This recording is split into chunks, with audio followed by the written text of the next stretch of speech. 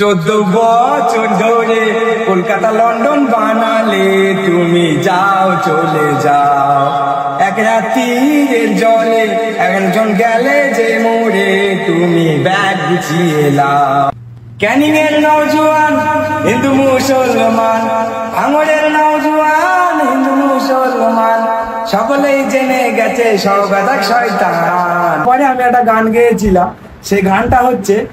চলে যাও তুমি চলে যাও